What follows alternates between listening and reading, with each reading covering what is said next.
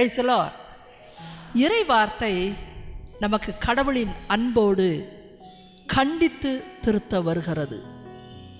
இன்றைக்கு எனக்கு ஒரு சந்தோஷமாக இருந்தது.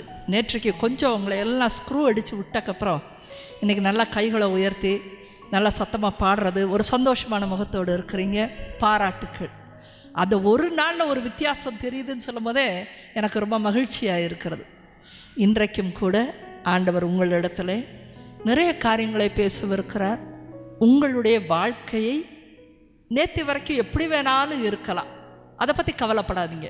இனி இருக்க போகிற வாழ்க்கை உங்களுக்கு இன்னைக்கு வரைக்கும் என்ன வயது வேணாலும் இருக்கலாம், அதை பற்றி விட்டு விடுங்க. இன்றையிலிருந்து உங்களுடைய வாழ்க்கையை எதன் மீது கட்டப்போகிறீர்கள், எப்படி உங்கள் வாழ்க்கையை அமைத்து கொள்ளப் போகிறீர்கள். எனக்கு வயசு 60 ஆச்சே, இனி என்னத்தை கட்டுறது அப்படின்னு நினைப்பீங்க. நாளை ஒரு நாள் கூட ஆண்டவர் உங்களுக்கு எக்ஸ்ட்ராவாக வாழும்படி கொடுத்திருந்தால் அந்த ஒரு நாள் கூட போதுமானது. ஆண்டவருக்கு நிறைய நன்றி சொல்லி நம்முடைய தவறுகளுக்கு மன்னிப்பு கேட்டு நம்மை ஆயத்தப்படுத்துவதற்கு. சிலுவையில் இயேசு அறையின்ற பொழுது பக்கத்து சிலுவையில் இருக்கிறவன், சிலுவையில் அறையப்பட்டவன் அந்த கடைசி நேரத்தில் கூட மனம் மாறினான். அப்படித்தானே? எவ்வளோ நேரம் தேவைப்பட்டுச்சு? இப்போ 10 நிமிஷம் ஆண்டவர்கிட்ட இரக்கத்தை பெற்றான். அவர் சொன்னார், நீ என்னோடு கூட வான்வீட்டில் இருப்பாய் என்று சொன்னார். ஆமென். 10 நிமிஷத்தில் ஒரு மாற்றம் வந்தது இல்லையா வாழ்க்கையில்?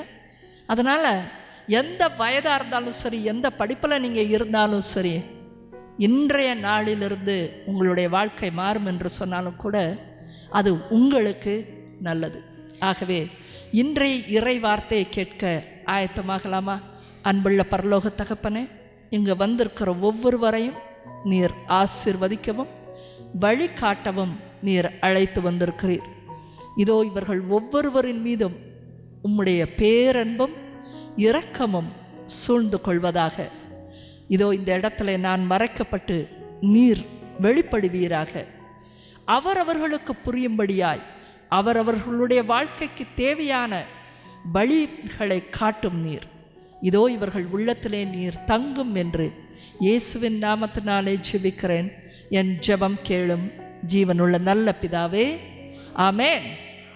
எல்லோரும் வலது கரத்தை உயர்த்தி ஆண்டவருடைய இன்றைக்கு ஆசீர்வாதம், நமக்கு வழிகள் எல்லாவற்றையும் காட்ட வேண்டும் என்று சொல்லி, ஆண்டவரே என்னை ஆசீர்வதியும், உம்முடைய வார்த்தைகள் எனக்குள்ளே நிலைக்கட்டும் என்று நல்ல ஒரு ஆழமான நம்பிக்கையோடு நம்புவேன் என் இயேசுவைன்னு பாடுனீங்க இல்லையா? அது சும்மா வார்த்தை இல்லை, பாடல்கள் உற்சாகப்படுத்தும். அதை உள்ளே எடுத்துக்கொள்ளுங்க. நான் நம்புகிறேன் என் இயேசுவை, எனக்கு ஒரு மாற்றம் இன்றைக்கு உண்டு என்று சொல்லி ஆண்டவரை ஸ்தோத்தரிப்போம். ஆமென். நம்முடைய வாழ்க்கையை எப்படி அமைத்து கொள்வது என்று சொல்லித்தான் இந்த ஓமை நம்மிடத்திலே வருகிறது. லூக்கா 6ஆம் அதிகாரம் 47 49 வரையிலான வசனங்களைத்தான் இன்றைக்கு நாம் பார்க்கவிருக்கிறோம்.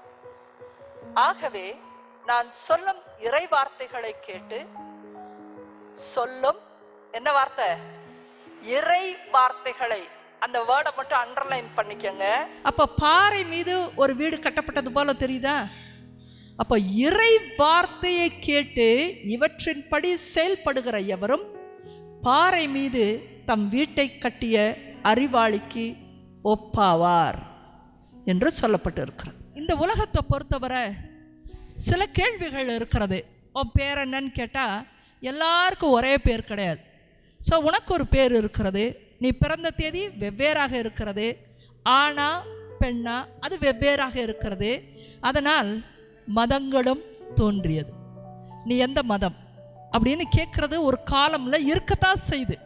அப்போது நம்ம வீடுகளில் என்ன பண்ணிட்டாங்க, உன் பேரை கேட்குற மாதிரி, உன் டேட் ஆஃப் பர்த் கேட்குற மாதிரி கண்டிப்பாக இதை உலகம் கேட்கும். அதனால நிறைய பேர் நம்பிக்கைனா என்ன, கடவுளோடு பேசுகிற உறவுனா என்னங்கிறத மறந்துட்டு ஒரு பெயருக்காக, எனக்கு ஒரு பேர் இருக்குது, எனக்கு ஒரு டேட் ஆஃப் பர்த் இருக்குன்ற மாதிரி, நான் யார், நான் ஒரு கிறிஸ்டியன், நான் யாரை பிலீவ் பண்ணுறேன், இயேசு, இதை பேப்பரில் எழுதுகிற மாதிரி ரொம்ப சுலபமாய் ஆக்கி விட்டார்கள்.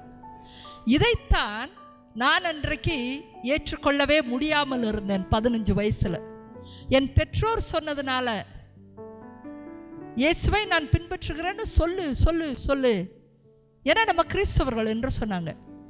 எங்க நீங்களும் ஒன்றும் பின்பற்ற மாதிரி தெரியலையே, நானும் ஒன்றும் பின்பற்ற மாதிரி தெரியலையே, அப்புறம் எப்படி சொல்கிறீங்க?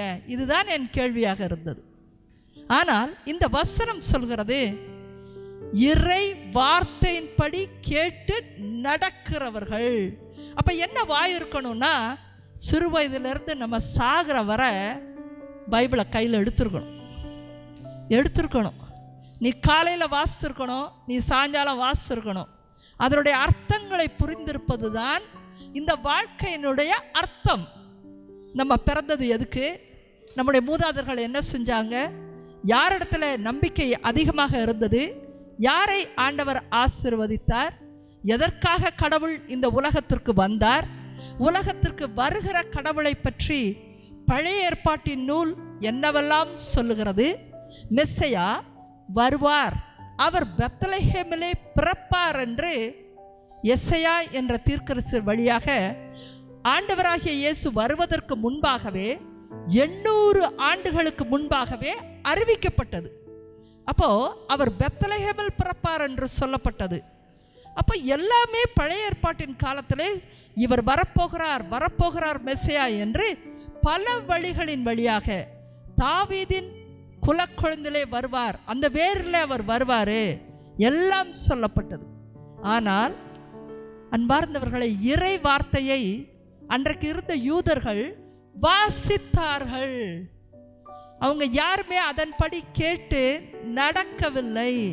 அதனுடைய விளைவு என்னாச்சுன்னா, அங்கே இருந்த யாருமே இயேசு வந்தார், மெஸ்ஸையா வந்தார், ஆனால் யாருமே போய் அவரை ஆராதிக்கவில்லை.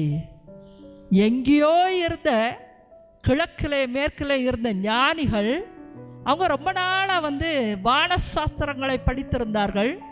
இப்படி ஒரு நட்சத்திரம் தோன்றினால் உலகத்தின் அரசர் பிறந்திருக்கிறார் என்று அவர்களுக்கு ஒரு ஞானம் இருந்தது, கண்டுபிடித்தார்கள்.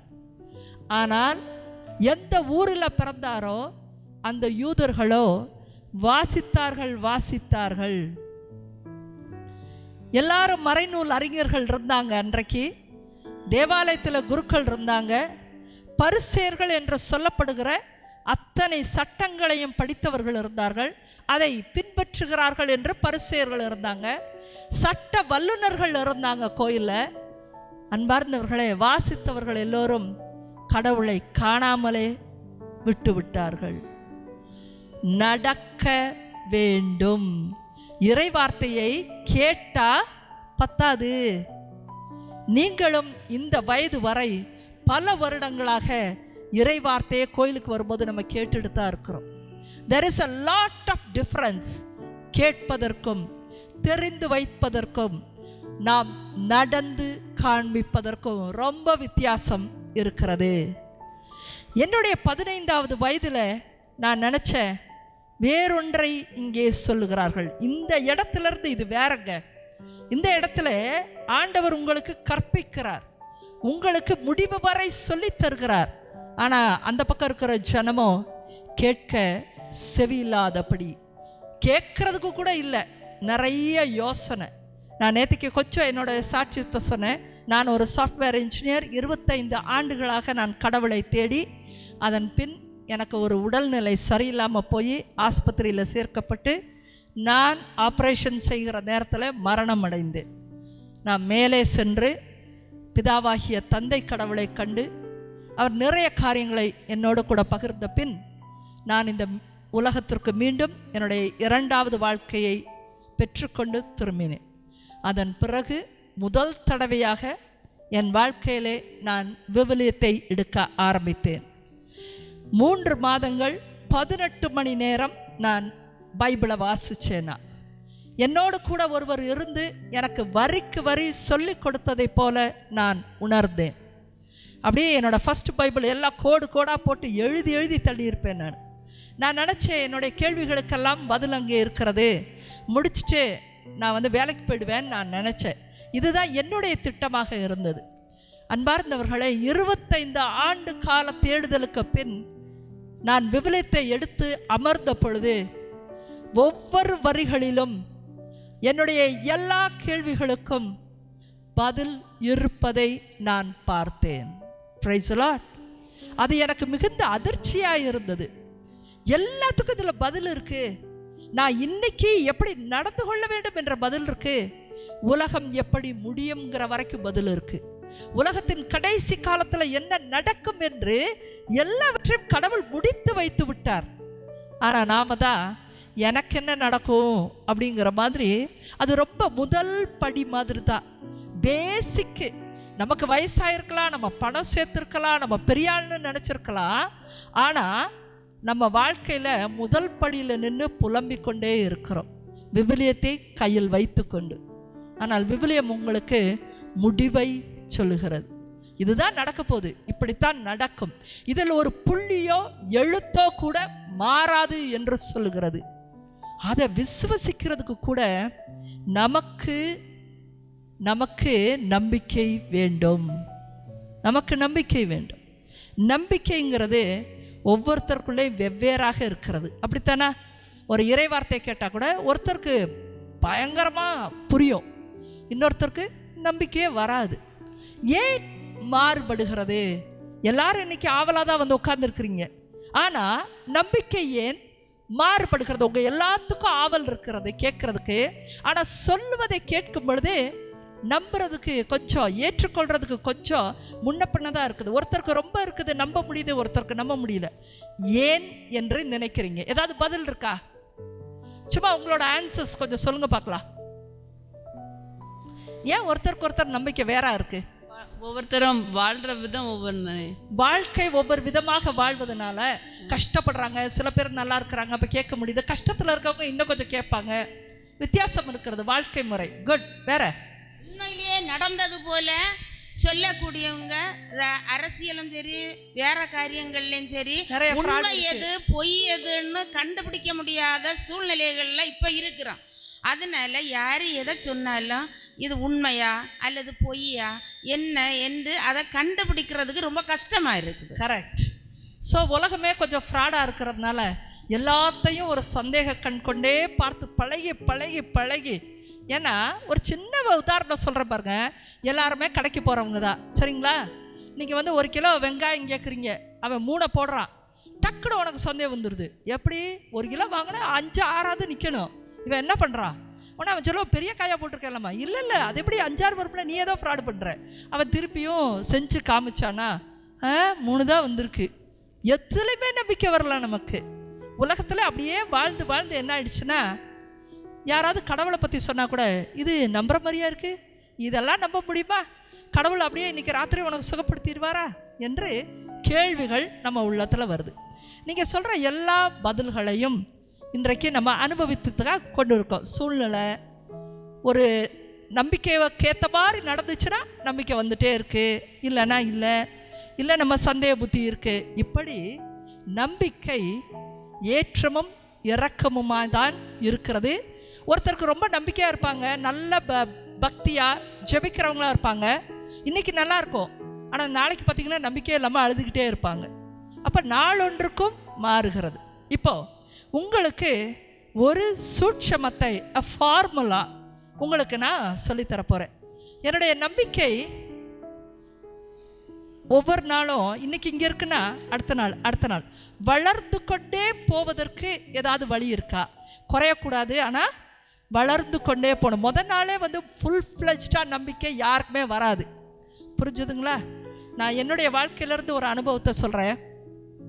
நான் கடவுளை நேரடியாக பார்த்தேன். அது எப்போ? நான் டிசம்பர் 21 பார்த்தேன். அப்போது உலகத்துக்கு நான் திரும்பி வந்துட்டு, கடவுளுக்காக நான் பணி செய்யணும், என் வாழ்க்கையை நான் கொடுத்துருவேன், நான் அப்படியே கடவுளோட பிள்ளையா மாற போகிறேன் அப்படின்னு நான் சொல்லவே இல்லை. ஏன்னா எனக்கு எந்த நம்பிக்கையுமே இல்லை, கடவுளை பார்த்தும் கூட. அப்போ பாருங்க, பார்த்த உடனேலாம் அப்படிலாம் வராது. நாள் ஆக ஆக நான் என்னையோட வேலையை விட சொல்லும் போது தர்க்கம் பண்ணேன் கடவுளோட.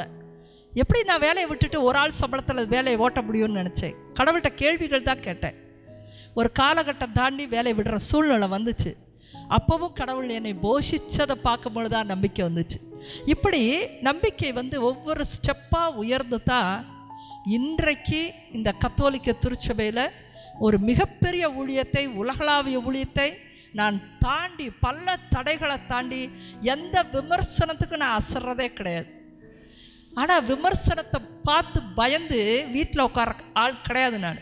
இன்றைக்கு அப்படி நிற்கிற அளவிற்கு எனக்கு நம்பிக்கை இருக்கிறது என்றால், நான் ஒவ்வொரு நாளிலும் என் நம்பிக்கையிலே நான் வளர்ந்திருக்கிறேன். அப்போது இதுக்கு ஒரு ஃபார்முலா, இதற்கு ஒரு சூட்சமம் இருக்கிறது. நம்பிக்கையை குறையாம நம்பிக்கையை மிகுதியாக்கி கொண்டே போவதற்கு ஒரு வழி இருக்கிறது. சூட்சமம் வேண்டும், அப்படிதானே? பைபிளில் வசனத்தை எடுங்க. கலாத்தியர் 5:22-23 மெதுவா வாசிங்க. ஆனால் தூய ஆவியின் கனியோ, தூய ஆவியானவரிடமிருந்து வருவதுதான். அவர் நினைச்சாதான் கொடுக்க முடியும். அன்பு. அன்பு. ஒரு நிமிஷம் இருக்குமா? இந்த 9 கனிகள், fruits of the Holy Spirit, கனிகள் என்பது ஆவியானவர் உங்ககிட்ட வந்தாதான், உங்களுக்கு ஒரு அபிஷேகம் கிடைத்தால்தான், நல்ல வாழ்க்கையில் இருப்பவனிடத்துல கடவுளின் ஆவி தங்குகிறது. அவர் கொடுத்தால்தான் அன்பே நம்மகிட்ட நினைச்சு நிற்கும். புரியுதுங்களா?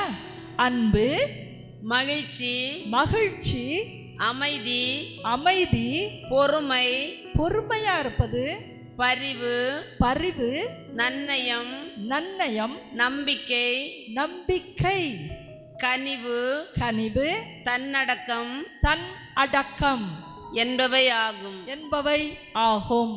Praise the Lord. Praise the Lord. யார்கிட்ட இருந்து கிடைச்சாதான் உண்டு? தூய ஆவியானவரோடமிருந்து கிடைத்தால் தான் உண்டு. இது மனுஷனா வளர்த்து கொள்ள முடியாது. புரியுதுங்களா உங்களுக்கு? நான் இன்னைக்கு உடனே ஒரே அன்பா இருப்பேன்னு நீங்க செய்தி கேட்டுட்டு உங்களுடைய வாழ்க்கையில் இறை வார்த்தையின்படி நடக்கலைன்னா, ஆவியானவர் உங்களோடு கூட இருக்கலைன்னா, அந்த இடத்துல இந்த கனிகள் செயல்படாது. ஆவியானவர் ஒருவனுடைய உள்ளத்தில் இருந்தால், கடவுளின் ஆவிதான் தூயாவி, அவர் இருந்தால்தான் முதல்ல அன்புங்கிறதே வரும். பரிவு, ஒருத்தனை பார்த்தாலே பரிவு காட்ட முடியும், ஒருத்தனை பார்த்தாலே கனிவோடு பேச முடியும். தன் அடக்கம்ங்கிறது இச்சை அடக்கம். புரியுதா? இச்சைங்கிறது ஒரு ஆணுக்கு பெண்ணுக்கு பார்க்குற விபச்சாரம் இல்லை, ஒரு ரொமான்ஸு, அது மட்டும் கிடையாது. நாவை அடக்கிறது கூட தன் அடக்கம் தான். எந்த இடத்துல பேசணும், எங்கே பேசக்கூடாது, பெரியவங்கள்ட்ட எப்படி பேசணும், எந்த பொது இடத்துல எப்படி பேசணும், நாவடக்கம், இது எல்லாமே தன் அடக்கம். தன்னை அடக்கி கொள்ள தெரிந்திருக்கிறவன். புரியுதா? தன் அடக்கம். இப்படி இந்த காரியங்களெல்லாம், இந்த 9 கனிகளும், நீ கனிவாக இருக்கணும் நீ நினைப்ப, ஒரு நேரம் தான் இருப்ப, அடுத்த நாள் இருக்க மாட்டேன். உன் பிள்ளைய பொதுவாக நடக்கிறது நம்ம வீடுகளில், பிள்ளை ஒரு தப்பு செஞ்சால் முதுகில் வச்சு அடி பின்னி எடுத்துருவான். அடித்து அதை அழுதக்கப்புறம் நமக்கு எப்படி இருக்கும்? பாவமாக இருக்கும். அப்போ நம்ம என்ன ஒரு முடிவு செய்வோம்? அடிக்கக்கூடாதுன்னு முடிவு செய்வோமா? இல்லை ரொம்ப அடிக்கக்கூடாது, அப்படி தானே? அடிக்கக்கூடாதுன்னு எந்த பெற்றோரும் சபதமெல்லாம் எடுக்கிறதே கிடையாது. இந்த மாதிரி ரொம்ப அடிக்கக்கூடாது, கொஞ்சமாக அடிச்சுக்கலாம் அப்படின்னு நினைப்போம். ஒரு பரிவு வருகிறதா? அடுத்த நாள் ஒரு சேட்டை பண்ணுறாங்க. என்ன பண்ணுறீங்க? நேற்று எடுத்த முடிவு உங்களுக்கு ஞாபகம் இருக்குதா? இல்லவே இல்லை, திருப்பி எடு, குச்சி எடுத்து இன்னும் 2 சாத்து. நேற்றுக்கே 4 அடி போட்டேன், நீ அடக்கலையா, இப்போ 8 அடி போடுறேன் பாரு அப்படின்னு சொல்லி இன்னும் 2 சாத்திரம். எங்கே போச்சு உங்கள் பரிவு? கான் போச்சா? நம்ம நினைக்கிறோம் பரிவாக இருக்கணும்னு, நம்ம நினைக்கிறோம் கனிவாக இருக்கணும்னு, நம்ம நினைக்கிறோம் நம்ம ரொம்ப அன்பாக இருக்கணும்னு நம்ம ஆசைப்படுறோம். அதே போல தான் நான் நம்பிக்கையாக இருக்கிறேன் அப்படின்னு நம்மளா நினச்சிக்கிறதா. கடவுளின் ஆவியானவர் நம் உள்ளத்தில் இல்லாத பொழுது, அவர்கிட்ட இருக்கு இந்த வரம், நம்ம சும்மா இதையெல்லாம் பெற்றுக்கொள்ளவே முடியாது. புரியுதா உங்களுக்கு பேசிக்கா? அப்போது ஆவியானவருடைய அபிஷேகம் ஒரு கிறிஸ்தவனுக்குள்ள வரும் பொழுது என்னெல்லாம் நடக்கும் அப்படிங்கிறத சொல்கிறேன் இன்னைக்கு. உங்களுக்கு இந்த 9 கனிகள் உங்களுக்கு ஆவியானவர் கொடுத்தால்தான் உண்டு. புரியுதா உங்களுக்கு? அவருடைய அபிஷேகம்ங்கிறது எப்படி வரும்? யோவான் 3ஆம் அதிகாரம், பைபிள் எடுங்க. யோவான் 3ஆம் அதிகாரம் 5ஆம் வசனத்திலிருந்து யாராவது வாசிக்க முடியுமா? இயேசு அவரை பார்த்து, எஸ், ஒருவர் தண்ணீராலும் தூய ஆவியாலும் பிறந்தாலன்றி இறை ஆட்சிக்கு உட்பட இயலாது என்று மிக உறுதியாக உமக்கு சொல்கிறேன். இறை ஆட்சிக்கு நீ பரலோகம் போகணும்னா தண்ணீரினாலும் பேப்டிசம், நீ பேப்டிசம் மற்றும் கன்ஃபர்மேஷன், அதுதான் நம்ம திருவருட்சாதனமாக பெற்றிருக்கோம், உறுதி பூசுதல். தூய ஆவியானவர் உனக்குள்ள வரலன்னா நீ பரலோகத்திற்கே செல்ல முடியாது என்று சொல்லுகிறார். அது யாரு? நிக்கோதேமஸ் என்ற மனிதனோடு கடவுள் பேசுகிறார். நிக்கோதேமஸ் யார் தெரியுமா? அன்றைய நாளில் இயேசு வாழ்ந்த காலத்தில் இருந்த மிகப்பெரிய ஒரு மறைநூல் அறிஞர் அவர். அப்படியே வசனத்துக்கு அர்த்தம் போட்டு படித்து அதை மற்றவர்களுக்கு கற்றுக் கொடுக்கிறவர். அவர் ஆண்டவரிடத்தில் கேட்குறாரு, எப்படி நான் பரலோகம் போக முடியும், நீங்கள் என்ன சொல்கிறீங்கன்னு, உங்கள் பகுதி என்ன, உங்கள் பதில் என்ன அப்படின்னு கேட்கும் பொழுது அவர் தெளிவாக சொல்லுகிறார், தண்ணீர் என்பது பேப்டிசம்னு சொல்கிறோம்.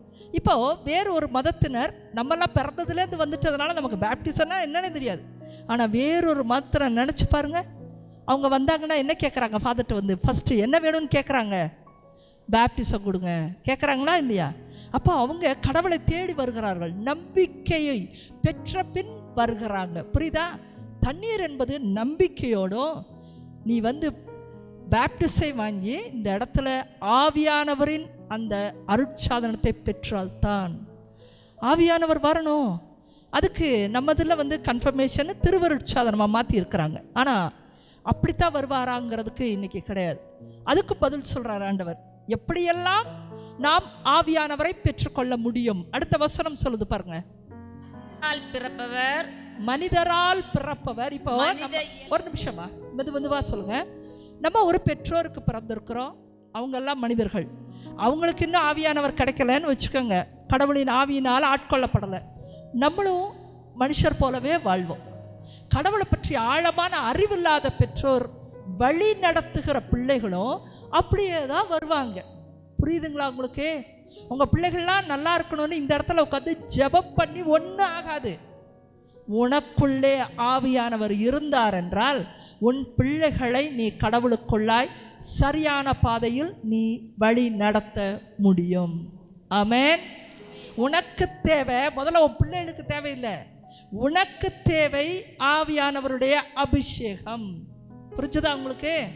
ஓகே. மனிதனால் பிறப்பவர்கள் மனித இயல்பை உடையவர். மனித இயல்பு அவனுக்கு என்ன இருக்கும்? கோபம் வரும், ஆத்திரம் வரும், அடிக்கிற எண்ணம் வரும், பொய் வரும், புரட்டு வரும், கொலைகாரனாக மாறுவான், குடும்பங்களை பிரிக்கிறது வரும், காசிப் ரொம்ப புரணி பேசுதல் வரும், உன்னை பார்த்தாலே ஜெலசி பொறாமை எண்ணம் வரும். இது எல்லாமே உலகத்தின் ரீதியாக வாழ்கிற எந்த பெற்றோராக இருந்தாலும் அவங்க வழி நடத்துகிற பிள்ளைகளுக்கும் அப்படித்தான் வளருவார்கள். புரியுதா உங்களுக்கு? நம்ம முதல்ல பெற்றோர்கள் மாற வேண்டும். இன்றைக்கெல்லாம் என்ன நினைக்கிறாங்க? எந்த கோயிலில் போனாலும் கியூ இங்கேருந்து அங்கே வரைக்கும் மக்கள் நிற்கிறாங்க. ஒவ்வொருத்தரையும் கேட்டால் ஒரு 50 பேர் நின்னாங்கன்னா 45 பேர் குழந்தை இல்லை. இதை தான் சொல்கிறாங்க. 5 வருஷம் ஆச்சு, 8 வருஷம் ஆச்சு, 7 வருஷம் ஆச்சு, 4 வருஷம் ஆச்சு, குழந்தை இல்லை.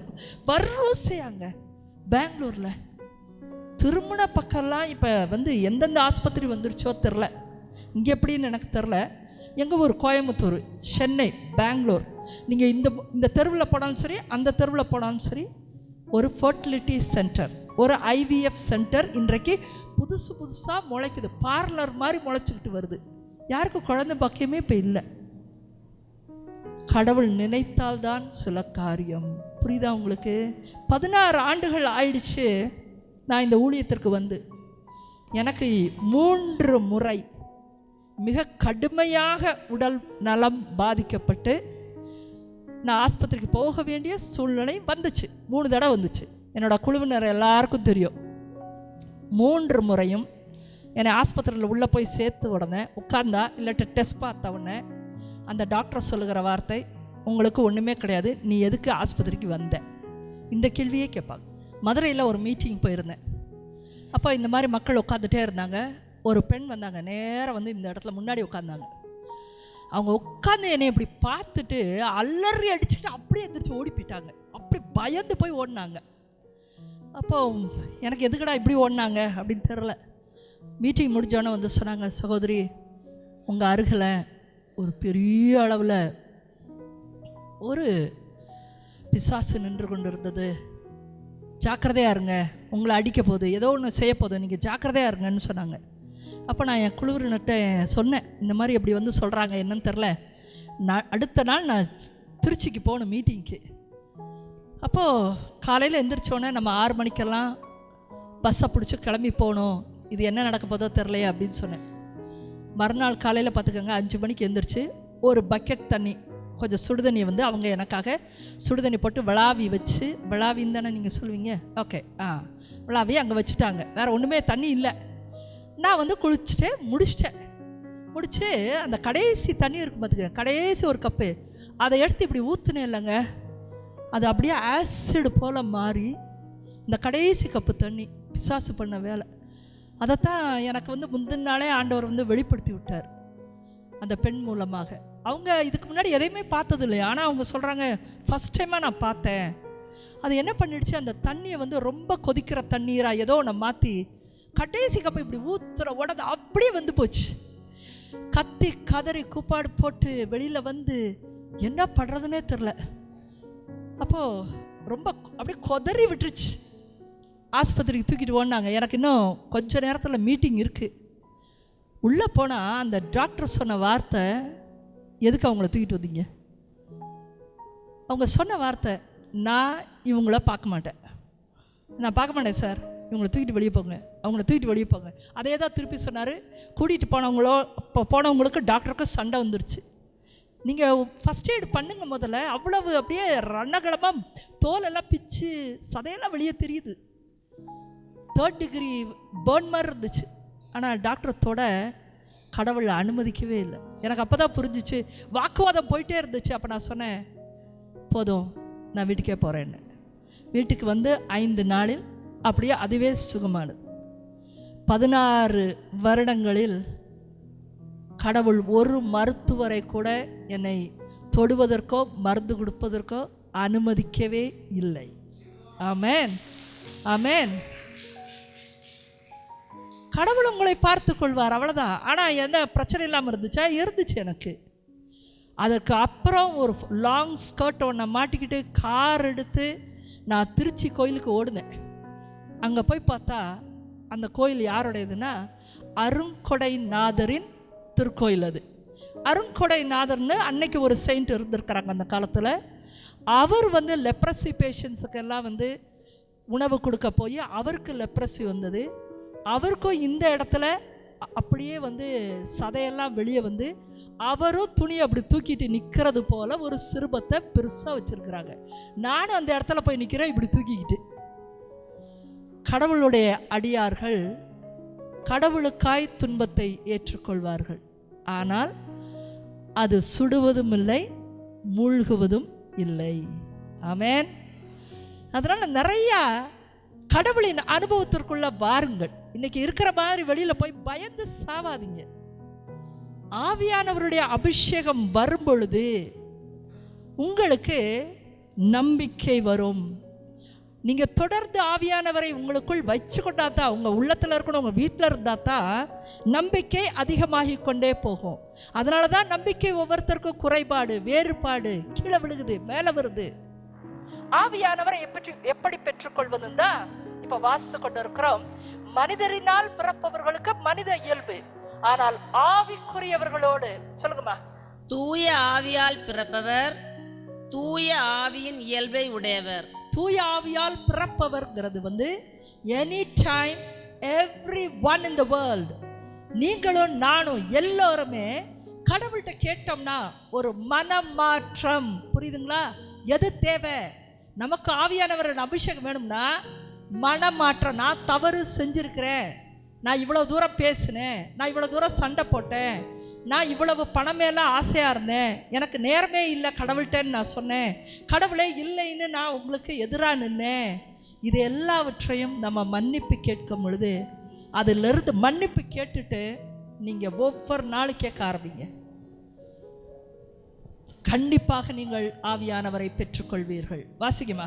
நீங்கள் மறுபடியும் பிறக்க வேண்டும் என்று நான் உமக்கு கூறியது பற்றி நீ வியப்பட வேண்டாம். மறுபடியும் பிறத்தல், அதைத்தான் ரீபார்ன்.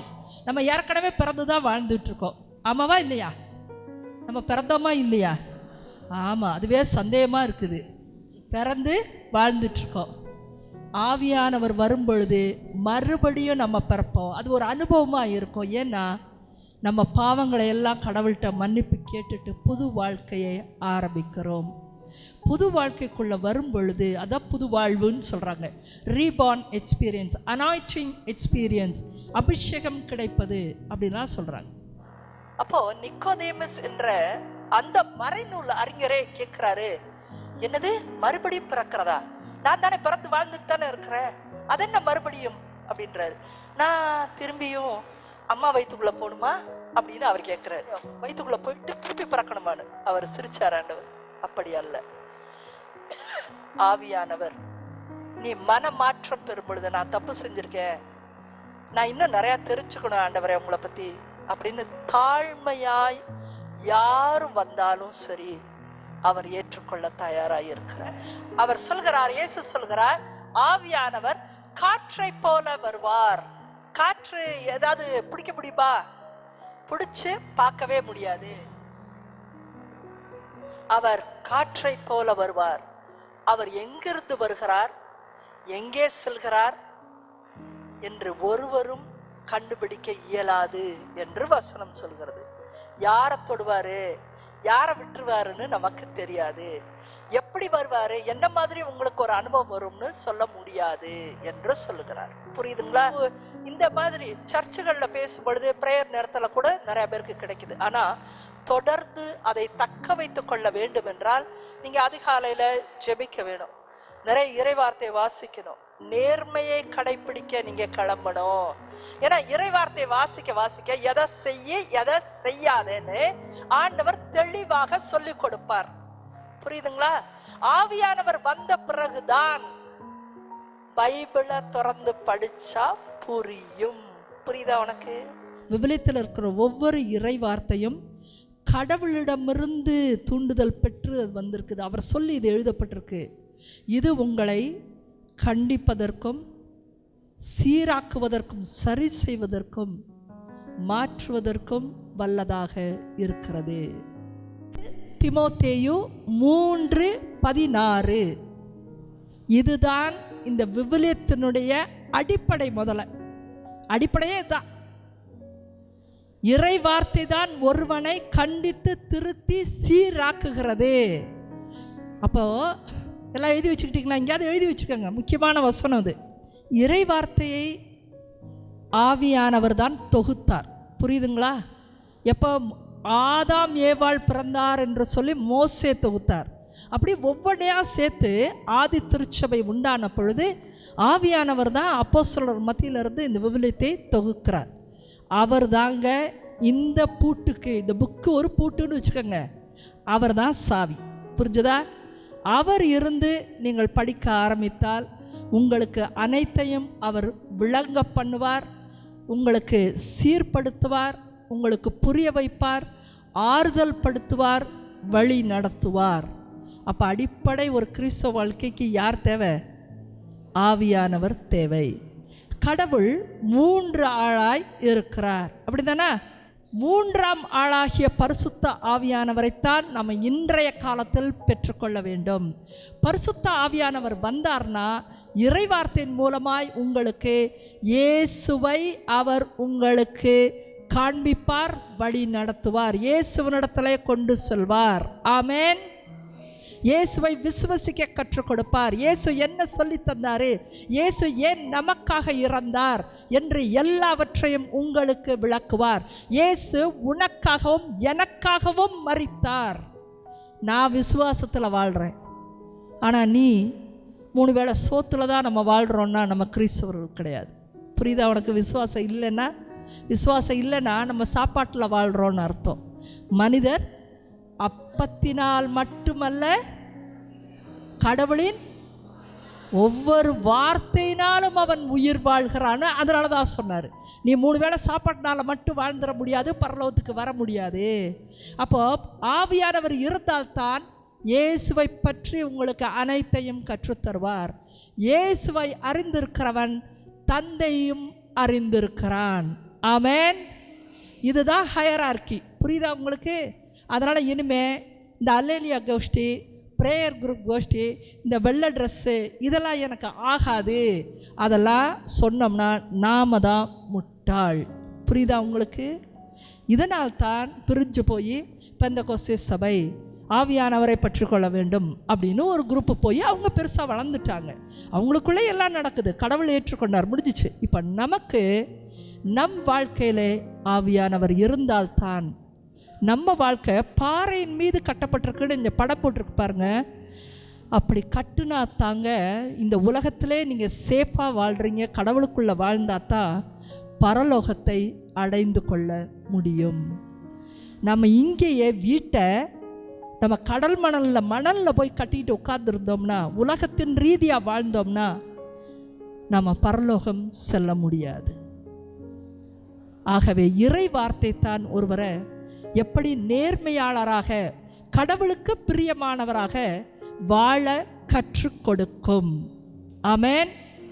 இயேசுவோடு நம்மை இணைக்கிற இணைப்பாளராகிய, அதாவது நம்ம 2 பேரையும் இணைக்கிற, ஜாயின் பண்ணுற ஆவியானவர் இல்லாத பொழுது நம்ம சும்மா தான் வந்துட்டு போயிட்டே இருக்கிறோம்.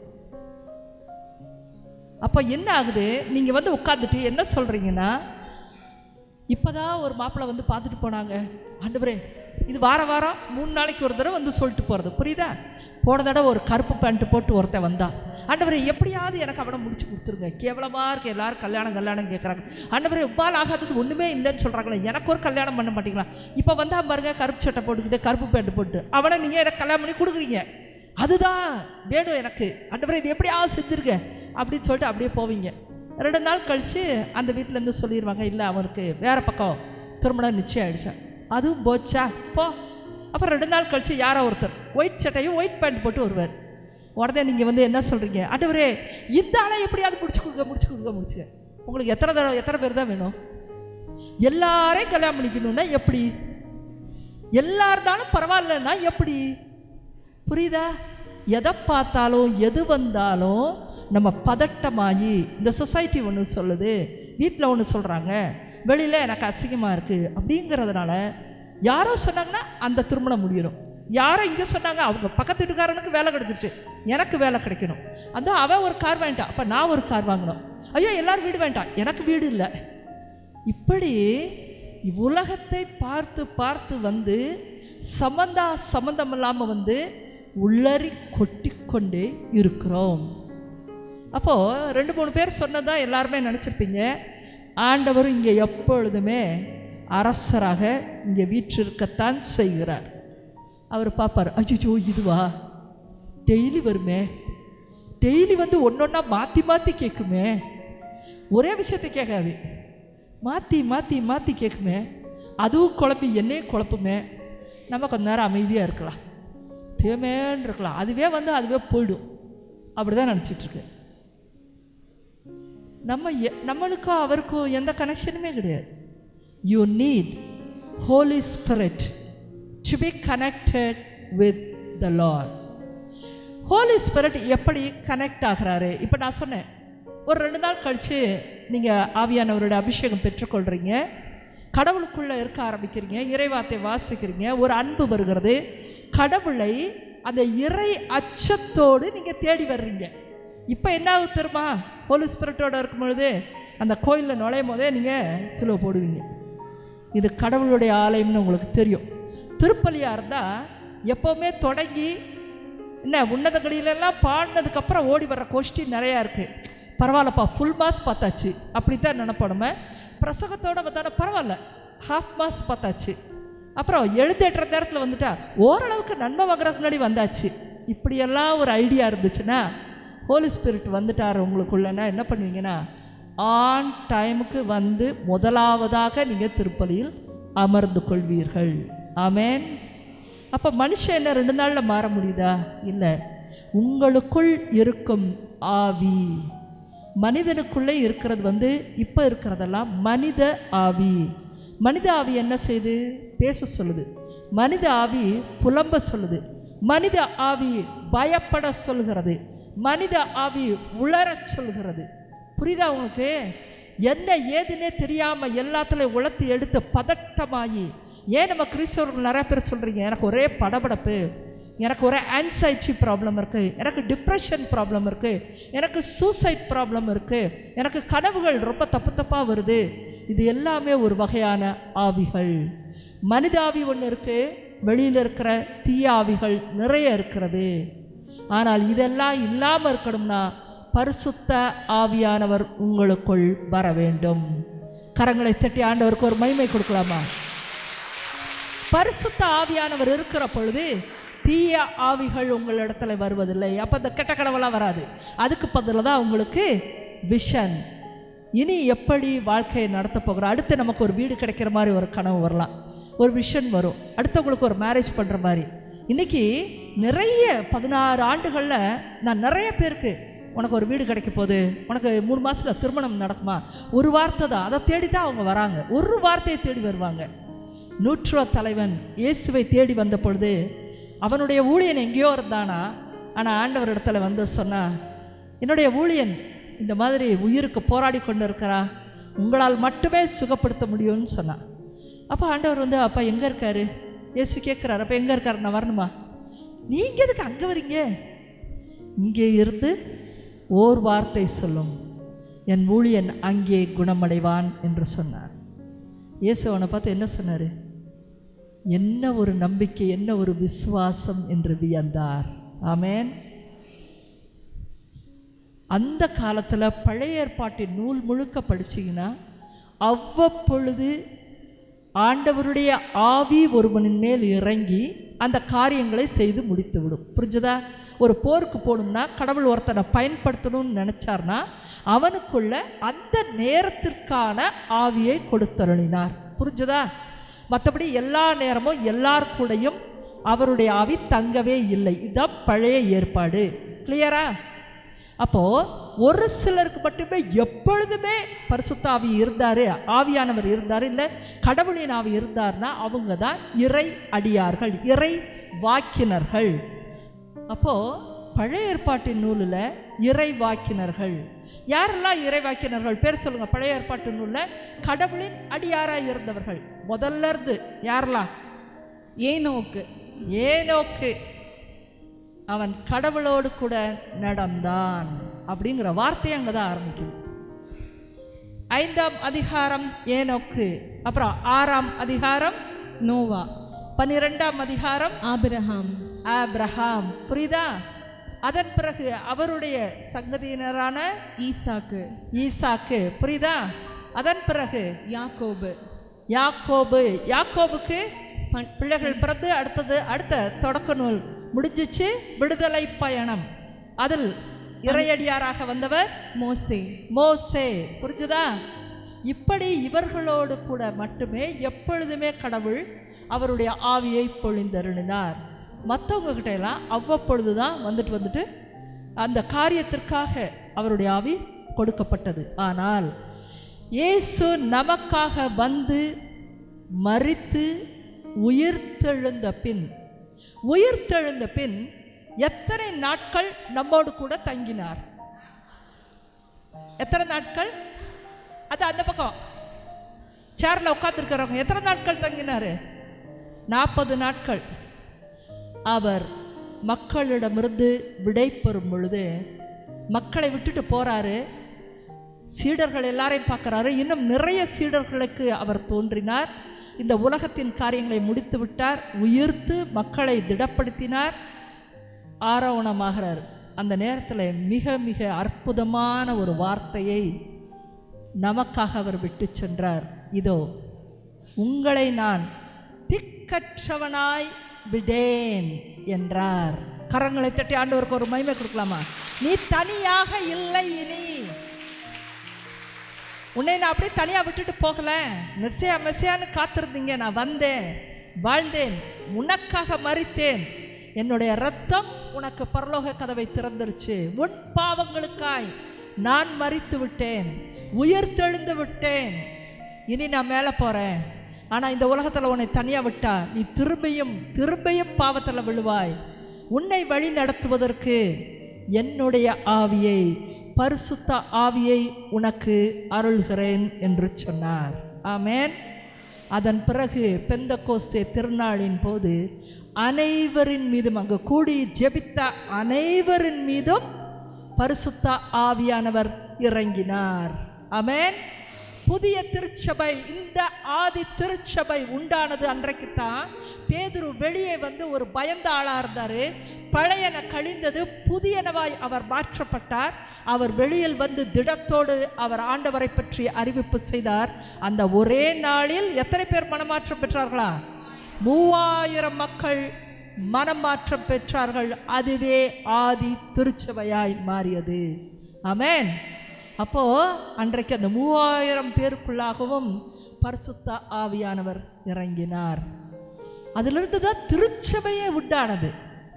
இன்றைக்கு உங்கள் மத்தியில் எப்போ பரிசுத்த ஆவியானவர் வருகிறாரோ அப்போ தான் பழையன கழியும், ஒரு மோசமான வாழ்க்கை கழியும், இச்சையான தனங்கள் கழியும், முட்டாள்தனங்கள் கழியும். உங்களுக்கு எப்படி கடவுள் முன்னால் நடந்து கொள்ள வேண்டும் என்று புரிந்து கொள்ளும், உங்களுக்கு புரிந்து கொள்கிற சக்தி வரும். அன்பார்ந்தவர்களே, ஆவியானவரை கொண்டு நீங்கள் வாழ்கிற வாழ்க்கை எப்படி ஆயிடும்னா, நான் சொன்னேன் இல்லையா, முதல் தடவை வரும்போது பழைய வாழ்க்கையில் எல்லாரும் நமக்கு வேணுங்கிறதெல்லாம் கேட்பாங்க. ஆனால் ஆவியானவரை பெற்றுக்கொண்ட பின் ஒரு 2 நாள்னா 2 நாளே ஆகட்டுமே, அவள் வந்து முழங்கால் படியிடும்போது ஆவியானவர் தான் உங்களுக்காக கடவுள் வச்சிருக்கிற திட்டத்தை நோக்கி உங்களை ஜெபிக்க தூண்டுவார். ஆமென்.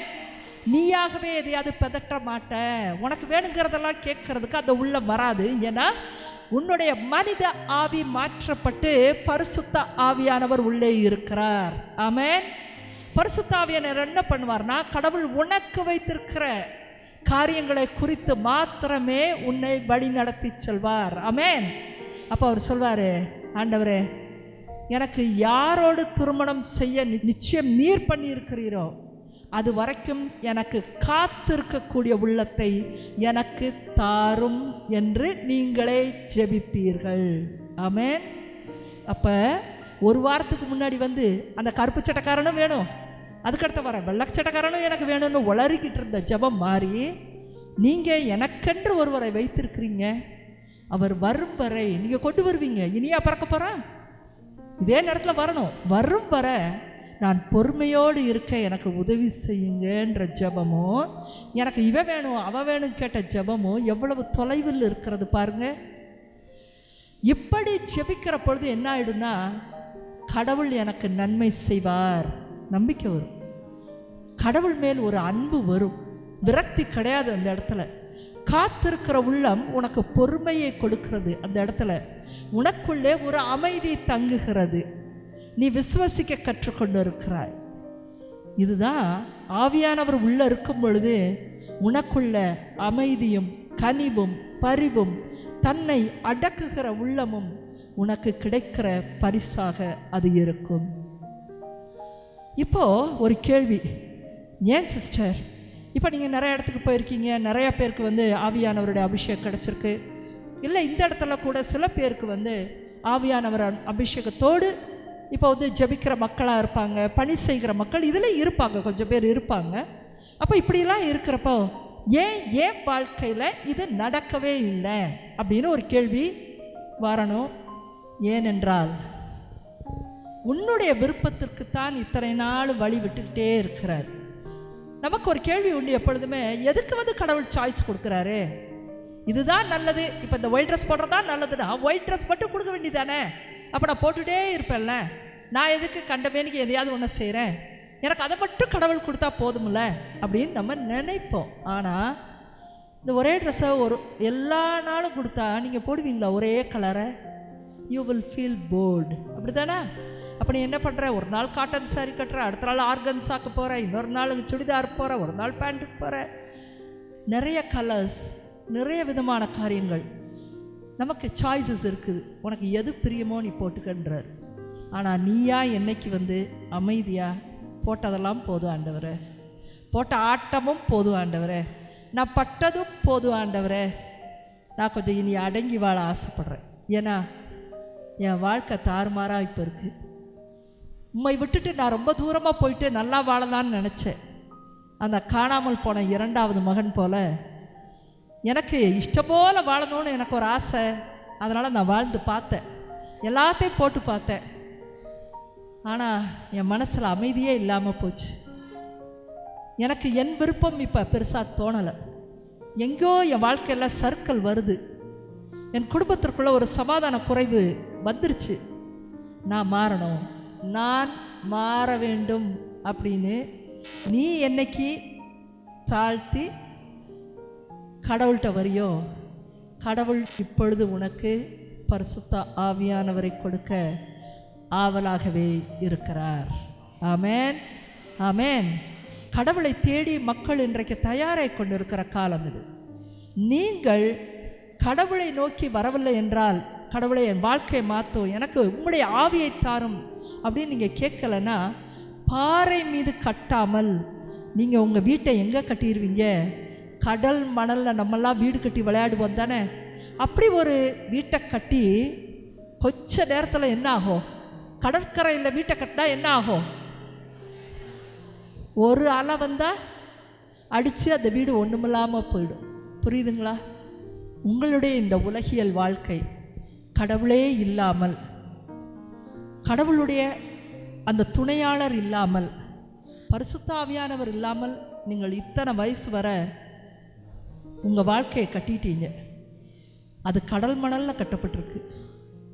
நம்ம கடவுளை சந்திக்க நேர்ந்தால், கடல் மணலில் வீடு கட்டியிருந்தீங்கன்னா நீங்கள் பரலோகம் போக முடியாது. உங்கள் வீடு பரிசுத்த ஆவியானவர் என்பவரை கொண்டு பாறையின் மீது கட்டப்பட்ட வீடாய் இருக்க வேண்டும். பாறை மீது வீடு கட்டுறது ரொம்ப சுலபமான காரியம் இல்லை. உங்களுக்கு வித்தியாசமான கணவரையோ மனைவியோ தான் கடவுள் கொடுப்பார். நீங்கள் நினைக்கிற மாதிரி இருக்காரு, வேறு விதமாக கொடுப்பார். அதுதான் பாறை மீது கட்டியவர்களுக்கு கிடைக்கிற பரிசு மாதிரி இருக்கும். நினச்ச மாதிரி இருக்காது. ஆனால் பாறை மேலே வீடு கட்டினவங்க அதை விட்டு விட மாட்டார்கள். அவங்க போராடுவாங்க. தன் கணவனையோ மனைவியோ கடவுளுக்குள் கொண்டு வர வேண்டும், அவங்களுக்கும் பரிசுத்த ஆவியானவர் கிடைக்க வேண்டும். ஒரு கடவுளுக்கு பிரியமான இறை அச்சத்தோடு வாழுகிற குடும்பத்தை கட்ட வேணும்னு அவங்க போராடிக்கிட்டு இருப்பாங்க. இன்றைக்கி உங்கள் குடும்பத்தில் கூட, உங்கள் குடும்பத்தில் யாராவது ஒருவர் கடவுளோடு ஒரு உறவோடு இருப்பாங்க, ஆனால் மற்றவங்க இருக்க மாட்டீங்க. இன்றைக்கு அப்படிப்பட்டவர்களையும் கடவுள் இந்த இடத்திற்கு அழைத்து வந்திருக்கிறார். எனக்கு தெரியுது, உங்களோட சம்பந்தம் இல்லாத மாதிரி ஒரு வாழ்க்கையில் இருக்கிறவங்க, ஆனால் நீங்கள் ஆவியானவர் இல்லாமல் வாழ்கிறவங்கள சொல்கிறேன், உங்களுக்கு சிரமம் போல் இத்தனை நாளும் குழப்பம், ஏதோ ஒன்று ஒத்து வரலையே, என்னோட அன்பு போல் அவங்க அன்பு இல்லை அப்படிலாம் உங்களுக்கு தோணும். உண்மை அது இல்லை. அது மனித ஆவி சொல்கிறது என்னோட அன்பு போல் இல்லைன்னு. ஆனால் பரிசுத்த ஆவியானவரை பெற்றவங்க உள்ள சொல்லுது, கடவுளின் அன்பு தான் உண்மை. அது பொய் சொல்லாது, அது ஏமாத்தாது, அது வாக்களித்தது போல் எப்பொழுதுமே இருக்கும். அந்த அன்பு உங்ககிட்ட இல்லை. மனித ஆவியில் பேசி வளர்த்துறீங்க. அதனால் உங்களுக்குள்ள பரிசுத்த ஆவி வர வேண்டும் என்றுதான் உங்களுடைய கணவனோ மனைவியோ வேண்டிக் கொண்டே இருக்கிறார்கள். நீங்கள் பரிசுத்த ஆவியானவரை பெற்றுக்கொள்ளாமல் பரிசுத்த ஆவியானவரோடு இருக்கிற ஒருவரோடு நீங்கள் கடவுள்கிட்டே உறவு கொள்ள முடியாதுன்னா, இப்படிப்பட்ட மனிதர்களோடும் உறவு கொள்ளவே முடியாது. ஏன்னா மனித ஆவி பரிசுத்த ஆவியானவருக்கு எதிராக இருக்கிறது. மனித ஆவி நிறைய ஆசைகளோடு இருக்கும். ஆனால் பரிசுத்த ஆவியை கொண்டவர்கள் கடவுளுடைய விருப்பத்தை அறிந்து செயல்படுவர்களாயிருப்பார்கள். மனித ஆவிக்கு உடையவர்கள் கோபம், வன்மம், ஆத்திரம், எக்ஸ்ட்ரீமான ஒரு லவ், எக்ஸ்ட்ரீமான ஒரு கோபம், எந்த ரிலேஷன்ஷிப்பையும் எந்த நேரத்தையும் நிறைய பிடித்து கொள்வார்கள், அப்படியே நிறைய விட்டு விடுவார்கள். இப்படித்தான் மனித ஆவி செயல்படும். ஆனால் பரிசுத்த ஆவியை பெற்றிருப்பவர்கள் ஒவ்வொரு உறவையும் அவர்கள் பேணி காத்து வளர்த்து கொண்டு போகிறவர்களாய் மாறுவார்கள். ரெண்டுக்கும் டிஃப்ரென்ஸ் இருக்கு. நீங்கள் எந்த ஆவியை கொண்டு வாழ விரும்புகிறீர்கள்? உங்களுடைய மனித ஆவியினாலே நீங்கள் செயல்பட்டால் கடல் மணலில் வீட்டை கட்டி கொண்டிருக்கிறீர்கள். ஒரு நாள் ஆண்டவருடைய தீர்வை வரும். ஒவ்வொருத்தரோட தீர்வையும் தனித்தனியாகத்தான் இருக்கும். யார் கூட்டா போக முடியாது, அம்மா அப்பாவோட போக முடியாது, கணவன் மனைவியாக செல்லவே முடியாது. மரணம் என்பது தனித்தனியாகவே வருகிறது. அப்போ உங்களுக்கு உண்டான கேள்விகள் உங்களுக்கு வரும். கடவுள் உங்களுக்கு தன்னுடைய ஆவியை அருளி உங்களை வழிநடத்த உங்கள் வாழ்க்கையில் பல்வேறு முறைகளில் வந்திருக்கக்கூடும். நீங்கள் ரிஜெக்ட் பண்ணிக்கிட்டே இருந்திருக்கீங்க. இன்றைக்கும் அப்படிப்பட்ட ஆண்டவர், உங்களை தன்னோடு சேர்த்து கொள்ளுகிற ஆண்டவர், உறவை வளர்த்து கொள்ள விரும்புகிற ஆண்டவர், உங்களுக்கு அமைதியை கொடுக்கிற ஆண்டவர், உலகம் தர முடியாத சமாதானத்தை, உலகம் தராது உனக்கு, நான் உனக்கு தருகிறேன் என்று வாக்களித்த ஆண்டவர், உனக்கு தன் திட்டங்களை வெளிப்படுத்துகிற ஆண்டவர் இன்றைக்கும் உங்களை பார்க்க ஆவலோடு காத்து கொண்டே தான் இருக்கிறார். எத்தனை பேர் இந்த ஜெப வேளையில் நான் தவறாத்தான் இருந்திருக்கேன், நான் கடவுளை பற்றிய அறிவை வளர்த்து கொள்ளாமல் இருந்திருக்கேன், கடவுள்னா யாருன்னு தெரியாமே நான் உலகத்தில் சுற்றிக்கிட்டே இருக்கிறேன், ஒரு முட்டாள்தனமான வாழ்க்கையில் இருந்திருக்கிறேன். ஆனால் ஆண்டவரை இன்னைக்கு இந்த செய்தியை கேட்கும்படி கூட்டிகிட்டு வந்திருக்கிறீங்க. என்னுடைய வாழ்க்கையை பாறை மீது கட்டும்படி மாற்ற எனக்கு உதவி செய்யணும்னு தாழ்மையாக கேளுங்க, உடஞ்சி கேளுங்க, கண்ணீரோட கேளுங்க, உங்களுடைய தவறுகளை சொல்லி கேளுங்க. தாழ்மை உள்ளவனை கடவுள் உயர்த்துவார். ஆமென். முழங்கால் படியிடலாமா?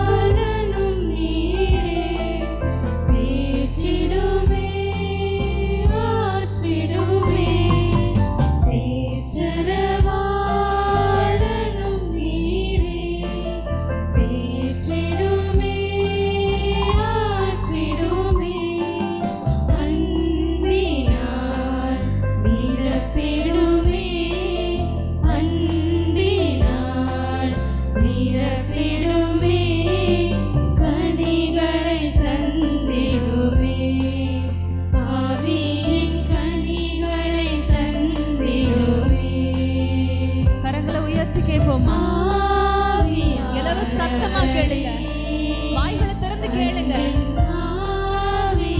கேட்கிற யாவரும் பெற்றுக் கொள்கிறான்னு இறைவார்த்தை சொல்லுது. சத்தமா கரங்களை உயர்த்தி ஆவியானவரே வாங்கன்னு கேளுங்க.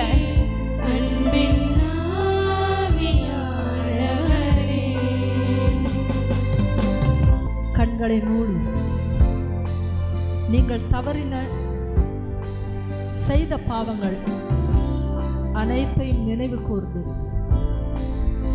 உங்களுக்கு நினைவில் இருக்கிற பாவங்களை ஆண்டவரிடத்துல சொல்லுங்க.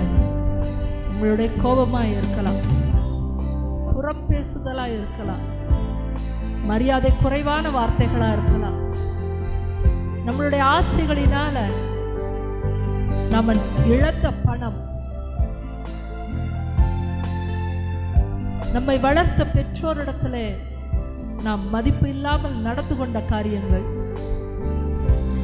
ஒவ்வொன்றையும் இந்த வேளையில ஆண்டவரிடத்துல கொண்டு வாங்க. யாருக்கும் தெரியாது என்று செய்த மறைவான பாவங்கள், இச்சையான பாவங்கள், ஆண்டவர் ஒருவரே உங்களை தீர்ப்பிடுகிறவர். அதே சமயம் ஆண்டவர் ஒருவரே உங்களை மன்னிக்கிறவரும் கூட. ஒரு பிள்ளை கூட சரியா வளர்க்கலன்னா அதையும் கூட ஆண்டவரிடத்துல கொண்டு வாங்க. எனக்கு வளர்க்க தெரியாம நான் அடிச்சு வளர்க்குறேன், ஒரு கோபமான உணர்வோடு நான் வளர்க்குறேன். பிள்ளை என்பது ஒரு செல்வம் உங்க இடத்துல கொடுக்கப்பட்டிருக்கு. மனம் நோக பண்ணின காரியங்கள் எல்லாவற்றையும் இந்த வேளையில உம்மை விட்டு தூர போயிருக்கிற ஆண்டவரே, இல்லாதது பொல்லாதது எல்லாம் நான் பேசி இருக்கிறேன். மற்றவங்களை பத்தி ஒரு இறை அச்சம் இல்லாம நான் இந்த கோயிலுக்கு அடிக்கடி வந்திருக்கிறேன். திருப்பலினா என்னன்னு எனக்கு புரியாமல நான் பேசிக்கொண்டே இருந்திருக்கிறேன். நல்ல ஒரு உள்ளத்தை கூட கடவுளுக்குள்ள இருந்தாங்கன்னா நான் அவங்கள கேலி செய்து அவர்களை மனம் நோக நான் செஞ்சிருக்கிறேன். என்னுடைய எண்ணம் போல அவங்க பேசலன்னு நான் நினைச்சு சண்டை போட்டிருக்கேன். ஆண்டவரே, உம்மிடத்திலும் கூட நான் நிறைய தடவை சண்டை போட்டிருக்கேன். என்னுடைய விருப்பத்தை நீங்க நிறைவேற்றலைன்னு நான் சொல்லியிருக்கிறேன். சில சமயம் நான் ரொம்ப சோர்ந்து போய் நீங்க என்னுடைய கடவுளே இல்லைன்னு கூட நான் சொல்லியிருக்கிறேன். என்னுடைய பாவங்களை மன்னிக்கும்படி இதோ இடத்துல வருகிறேன் ஆண்டவரேன்னு சொல்லலாமா? எந்த வகையான பாவத்தோட நீங்க இருந்தாலும் தாழ்மையாக வந்து ஒரு மன மாற்றத்தை நீங்க அவர்கிட்ட கேளுங்க. ஆண்டவரே, என்னுடைய கல்லாலான இருதயத்தை எடுத்து போடும். சதையால் உள்ள இருதயம் அது பரிசுத்த ஆவியானவர்னால் கொடுக்கப்படுகிற இருதயம். உம்மை பற்றிய அறிவை கொடுக்கிற இருதயத்தை எனக்கு இன்றைக்கு தாருங்கன்னு கேளுங்க. யாருக்கும் தெரியாதுன்னு செஞ்சிருக்க தவறான பாவங்களை கூட, மறைவான பாவங்களை ஆண்டவர் உங்களை மன்னிக்கவே இந்த இடத்திற்கு வந்திருக்கிறாரு. மூடின கண்களுக்குள்ளாய் நாம் எல்லோரும் நற்கருணை ஆண்டவரை இந்த வேளையில தரிசனம் செய்யலாம். நற்கருணையில் இருக்கிற ஆண்டவர் இதோ நமக்காக உயிர் துறந்தவர், நமக்காக ஒரு மனிதனாக அவர் வந்தவர், நமக்காக அநேகருடைய வார்த்தைகள்ல காயப்பட்டவர், நமக்காக கசையடிகளை தாங்கினவர், நமக்காக ஆணிகளால் அறையப்பட்டவர். அவருடைய காயங்களை உற்று பாருங்க. நம்முடைய பாவங்கள் அதுல இருக்கு. ஆண்டவர்கிட்ட சொல்லலாமா? நான் செஞ்ச பாவம், என் பாவம், என் பாவம், என் பெரும் பாவமே. உம்மை இந்த ஆணியில அறையப்பட செய்தது ஆண்டவரேன்னு சொல்லலாமா? அந்த ஆணிப்பட்ட காயங்களை உற்று பாருங்க, அந்த கரங்களை உற்று பாருங்க, அதிலிருந்து வழிந்தோடுகிற இரத்தத்தை பாருங்க. எனக்காக நீர் காயப்பட்டீர் ஆண்டவரே. உம் காயங்களினாலே நான் குணமாகிறேன். அவருடைய திரு இரத்தத்தினாலே இந்த வேளையில குணம் பெற்றுக்கொள்ளுங்க. இதோ அவருடைய பேரன்பு இங்கு வந்திருக்கிற ஒவ்வொருவரையும் சூழ்ந்து கொள்கிறது. கண்களை மூடி, எந்த இடத்துல பராக்கு பார்க்காம நீங்க கண்களை மூடி ஆண்டவரை தரிசனம் செய்யுங்க. அவருடைய பேரன்பு இந்த வேளையிலே உங்கள் ஒவ்வொருவரையும் சூழ்ந்து கொள்கிறது. உங்களை தேற்றுகிறவர், தேற்றரவாளராய் இதோ உங்கள் மத்தியிலே வருகிறார். அவரிடத்திலே தான் அந்த 9 கனிகளும் இருக்குது. நம்ம 2 கைகளையும் ஆண்டவரை நோக்கி உயர்த்தலாமா? 2 கைகளை ஆண்டவர் நோக்கி உயர்த்துங்க. இன்றைய நாளில் ஆண்டவர்கிட்ட கேளுங்க, ஆண்டவரே எனக்கு உம்முடைய ஆவியை தாரும். இன்றைக்கு நான் கண்ணீரோடு வந்திருக்கிறேன் இந்த இடத்துல, எனக்கு அன்பு என்னும் கனியை தாரும் ஆண்டவரே. எனக்கு மற்றவர்களை அன்பு செய்யக்கூடிய ஆற்றலை எனக்கு தாங்க. என் குடும்பத்தினரை அன்பு செய்யக்கூடிய ஆற்றலை எனக்கு தாங்க. நீங்க விரும்புகிற அன்பாக அது இருக்க வேண்டும். இந்த உலகத்தில் காட்டுகிற பொய்யான அன்பு அல்ல, உண்மையான அன்பு, கடவுளின் அன்பு. அதை கொண்டு காட்டுகிற அன்பை எனக்கு தாங்க. ஒரு கனிவான உள்ளத்தை எனக்கு தாங்க ஆண்டவரே. ஒரு பரிவு நிறைந்த உள்ளத்தை எனக்கு தாங்க ஆண்டவரே. நம்பிக்கை என்னும் கனியை எனக்கு இப்பொழுது தாங்க ஆண்டவரே. கேளுங்க, உங்களுக்கு எது தேவைன்னு தெரியுதோ, அதிக தேவை எதுவோ அதை கேளுங்க. உங்க உலகத்தின் காரியத்தை விட்டுருங்க, வீடு வாசல் வேணாம். கடவுள் ஒருவர் உங்களுக்கு போதுமானவராய் இருக்கிறார், அவரை நம்புங்க. நம்ம காலையில பாடினோமே, நம்புகிறேன் இயேசு ஒருவரை மாத்திரமே நான் நம்புகிறேன்னு சொன்னோமே. இன்னும் நம்புவதற்கு, உண்மை அறிவதற்கு ஏற்ற நம்பிக்கை என்னும் கனியை தாங்க ஆண்டவரே. என்னுடைய தவறான தீய பழக்க வழக்கங்கள் நிறைந்த வாழ்க்கை இருக்கிறது. யாரை வேணாலும் நான் புறம் பேசுகிறேன், தூக்கி அடித்து நான் பேசுகிறேன்னா, தன்னடக்கத்தின் ஆவியை எனக்கு தாங்கப்பா. அமைதி என்னும் கனியை எனக்கு தாங்க. என்னை நிரப்புங்க ஆண்டவரே, நிரப்புங்க சுவாமி. ஆவியானவரினாலே நிரப்புங்க ஆண்டவரே. இங்கு வந்திருக்கிற ஒவ்வொருவரின் மீதும் இந்த வேளையில ஆவியானவர் இறங்குவாராக. உங்கள் மீது இரக்கம் காட்டுகிறவர், உங்கள் மீது பேரன்பு காட்டுகிறவர் இதோ நம் மத்தியில உண்டு. அந்நிய பாஷை பேச தெரிஞ்சவங்க, பெற்றுக்கொண்டவங்க, அந்நிய பாஷையில ஆண்டவரை ஸ்துதிங்க. இந்த இடத்துல அந்நிய பாஷை வர வேணுங்கிறவங்க வாய்களை திறங்க. அவர் என்ன உங்க வாயில வைக்கிறாரோ அதை சத்தமாய் பேச ஆரம்பிங்க. அவரை செயல்பட விடுங்க. இதோ அவர் உங்களுக்குள் தன்னுடைய ஆவியை புகுத்துகிற நேரம் இது.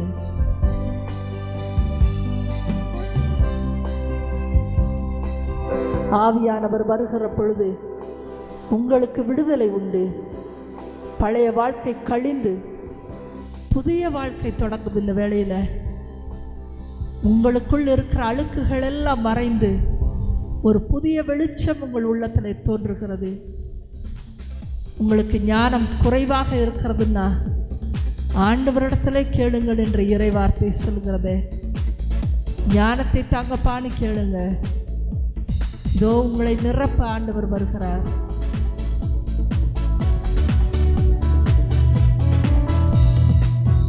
இதோ ஆவியானவர் உங்கள் ஒவ்வொருவர் மீதும் இறங்கி கொண்டிருக்கிறார்.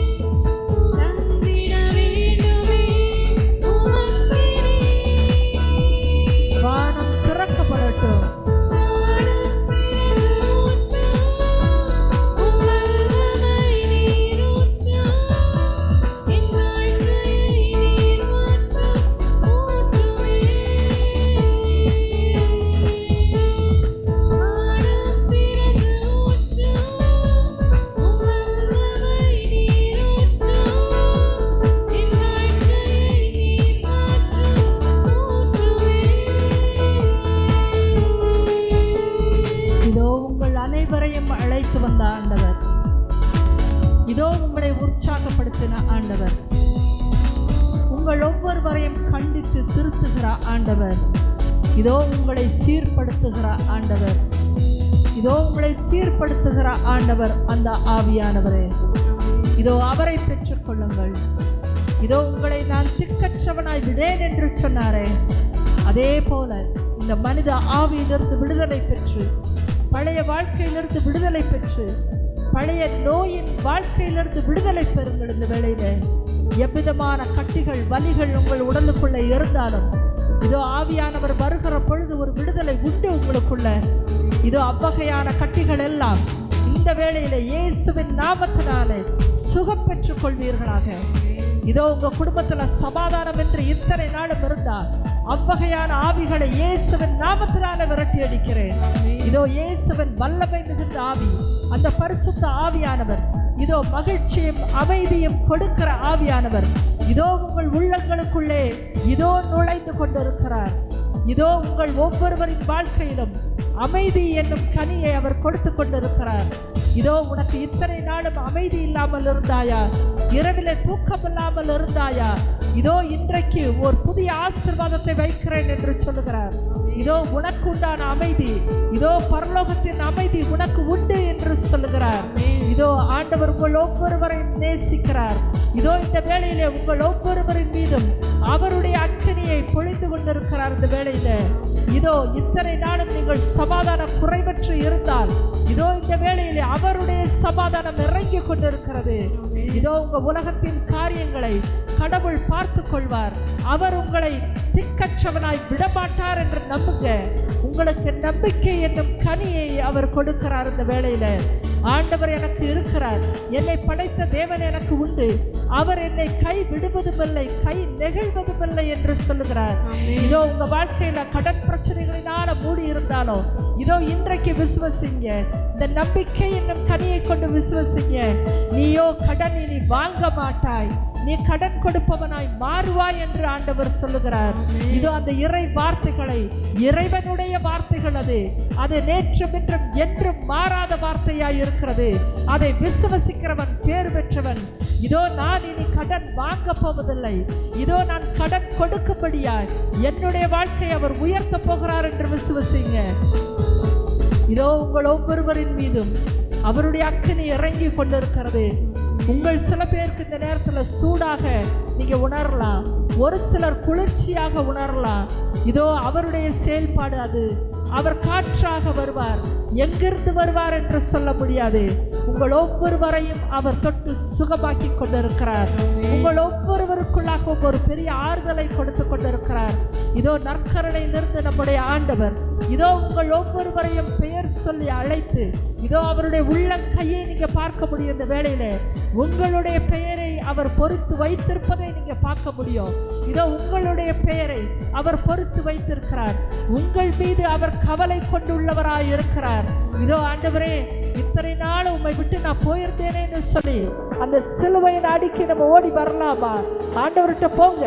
ஒவ்வொருத்தரும் குடும்பம் குடும்பமாய் ஆண்டவரிடத்துல சொல்லுங்க, ஆண்டவரே என் குடும்பத்தாரை ஆசீர்வதி என்று சொல்லுங்க. இதோ உங்கள் பெற்றோரை கொண்டு வாங்க. உங்கள் பெற்றோருக்கு இந்த நேரத்தில் எவ்விதமான வலிகள் வியாதிகள் இருந்தாலும் இதோ ஆண்டவர் அவர்களை ஆசீர்வதிக்கிற நேரம், அவர்களுக்கு நீடி ஆயுசு நாட்களை கொடுக்கிற நேரம். இதோ ஆண்டவரிடத்தில் ஆசீர்வாதத்தை பெற்றுக்கொள்ளுங்க. ஆண்டவரே, இந்த உலகத்தின் எண்ணங்கள் எனக்கு வேண்டாம், இந்த உலகத்தின் சிந்தனைகள் ஆசைகள் எனக்கு வேண்டாம், உம்முடைய சுத்தப்படி என் வாழ்க்கை நடக்கட்டும்னு சொல்லுங்க. உம்முடைய சுத்தம் என்பது உம்முடைய பரிசுத்த ஆவியானவர் எனக்குள் வந்து பேசுவது, என்னை வழி நடத்துவது, அவர் என்னை வழி நடத்தட்டும்னு சொல்லுங்க. இதோ நீங்கள் இந்த வேளையிலே இதோ ஆதி திருச்சபையிலே பெற்றுக்கொண்ட அக்கினியானவரை இந்த இடத்துல வாய் பெற்றுக்கொண்டு இருக்கிறீங்க. இதோ ஆண்டவரை தரிசனம் செய்து கொண்டிருக்கிறவங்க கரங்களை தட்டி ஆண்டவரை மகிமைப்படுத்துங்க. இதோ ஆண்டவரை நோக்கி மகிமைப்படுத்துங்க. ஆண்டவரே, நீர் என்னோடு பேசிக் கொண்டிருக்கிறீர் என்று சொல்லுங்க. ஆண்டவரே, உங்களுடைய அமைதி எனக்குள்ளாய் வருகிறது என்று சொல்லுங்க. இதோ ஆண்டவருடைய மகிழ்ச்சி உனக்குள்ளாய் இறங்கி கொண்டிருக்கிறது. இதோ ஆண்டவரை நீ சுகப்படுத்தி கொண்டிருக்கிறார் என்று விசுவாசி. இதோ நற்கருணையிலிருந்து ஆண்டவர் உன்னை பார்த்து மகிழ்ச்சியோடு இதோ கரங்களை நீட்டுவதை நான் பார்க்க முடிகிறது. இதோ ஆண்டவர் உன்னை நோக்கி இதோ உன்னை குணமாக்குகிற ஆண்டவர் நானே என்று சொல்லுகிறார். இதோ உங்கள் ஒவ்வொருவரின் மீதும் அக்கனை இறைந்து கொண்டிருக்கிறது, அக்கனை இறைந்து கொண்டிருக்கிறது. ஊற்றும் ஆண்டவரே.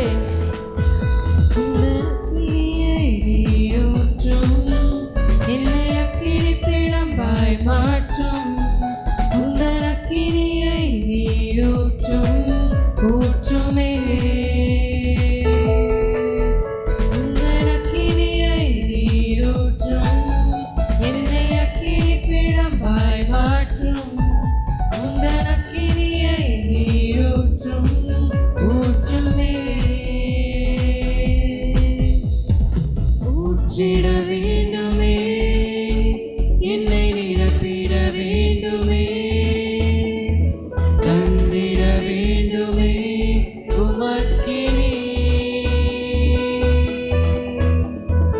ஊற்றிட வேண்டுமே, என்னை நிரப்பிட வேண்டுமே, தந்திட வேண்டுமே உமக்கினி. வானம் திறந்து ஊற்று, உம் வல்லமை நீரூற்று, என்